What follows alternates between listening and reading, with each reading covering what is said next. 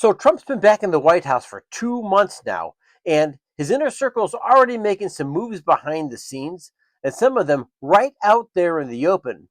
But this week there was a couple key economic shifts that took place, and they flew right under the radar screen. And it reveals exactly what the 2025 strategy could look like. The media barely touched it, but listen, folks, we will. We always dig a little bit deeper on this channel, and I want to be your source of information, trust, and a little bit of humor along the way. And all that I ask you to do is hit that like and subscribe button, and I'll be right back. The U.S. has been stripped of its top-tier credit status by Fitch Ratings, the credit agency downgrading to the U.S. to AA plus from AAA. Now, the last time this happened was 2011. Different agencies started it. So there's a quick overview. First of all, Howard Lutnick spoke again, this time about capital flow, right? Where the money's flowing to and what's happening inside the economy. Also, Trump-aligned insiders are shifting funds into real assets and energy holdings, which is super interesting to follow, right? And finally, there is going to be some rumblings about tax policy shifts that are being quietly discussed. And by the way, these things are supposed to be helping out everyone, but particularly helping out small businesses with a permanent tax cut. President Trump is scoring sky high on closing the border to illegal immigrants. But his numbers on inflation and the economy are actually sinking. So maybe the White House geniuses leaking anonymous tax hikes to Axios might want to think about this. President Trump needs more tax cuts and fewer tariffs right now. And that there is the riff. Now, of course, some of us ask the simple question, what exactly is a small business? Today, I asked that today of an economist. The economist told me that, well, a small business can be as small as the lemonade stand just down at the end of your street.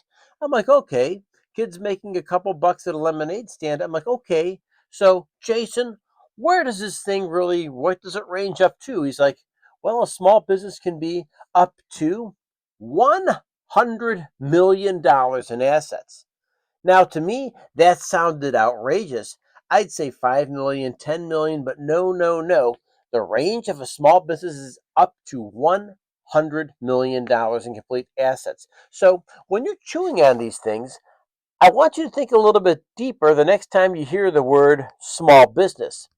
And I think, quite simply, are we talking lemonade stand or are we talking about the $100 million business? There's a slight difference, right? And I want to make sure you understand some of the tax cuts that are going to go on and looks at tax policy are definitely going to help people out that fit into that small business category. So stay tuned. So, when we talk tax policy, it's really not just about policy, it's not just about money, but I want us to maybe rethink what this is all about. It's really about protecting your wealth. Remember, as a rule of thumb, it's not what you spend that makes you wealthy, it's not what you buy, it's really what you save and how hard those savings are working for you. That's a special piece of the tax policy, right? While the public watches the culture wars, and Lord knows there's enough of the culture wars, constantly fussing about something, the inner circle is really reshaping the market rules. What do we really mean? Well, think about deregulation and real estate incentives and potential Fed pressure on interest rates. These things are live and they're in play.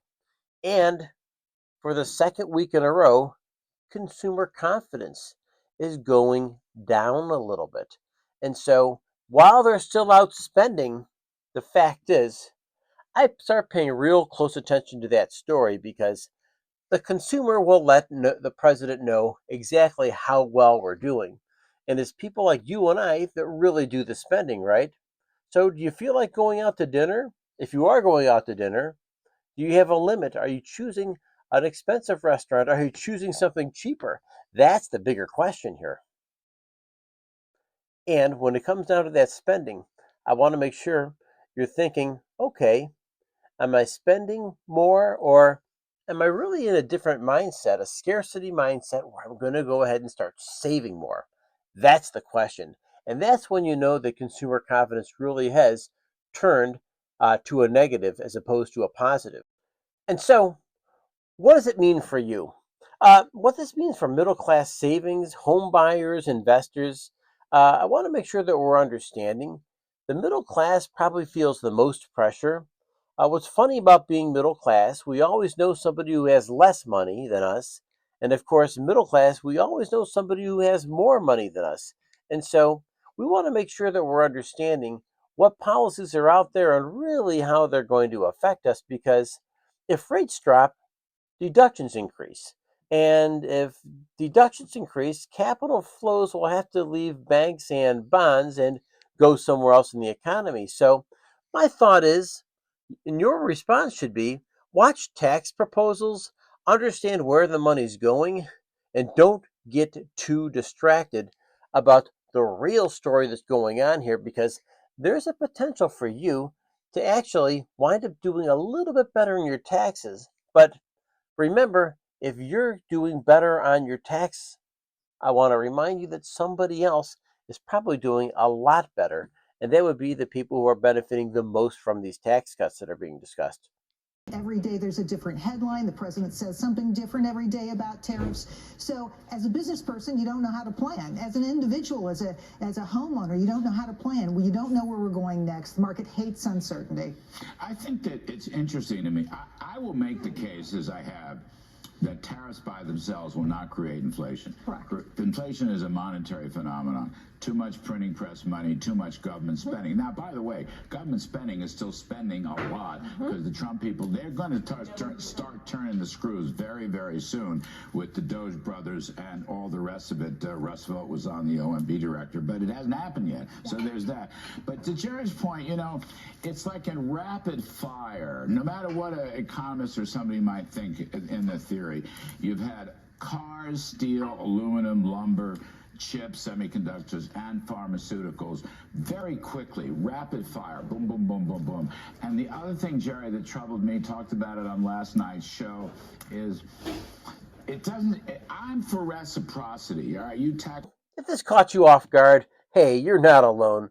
This channel exists to bring you the inside picture of what's really happening economically and politically in America. If you're tired of the surface level takes, this is where we get a little bit deeper on analysis. Subscribe now if you want to stay ahead of what's coming. And also, if you want to get honest, wholesome insight that is as unbiased as I could possibly make it. And remember, drop a comment. And Russian ships all over the place. And we're not going to be able to do that. And I think Denmark understands it. I think the European Union understands it. And if they don't, we're going to have to explain it to them.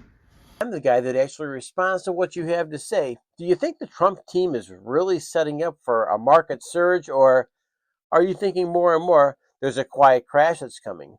Taking a look at the New York Stock Exchange and how the Nasdaq's finished over the past week, well, you'd say well, this is definitely a down week, and there's a lot of people out there that have a lot of what you would call paper losses. That is, unless they actually pull their money out of the market.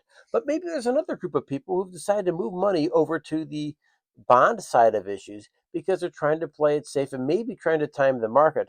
Although almost everything I know about timing the market, it rarely works out to your advantage to try to time the market. That is, unless you're a sophisticated business algorithm that knows how to trade and has no emotional thoughts one way or the other about what to do with the money when the money needs to be moved.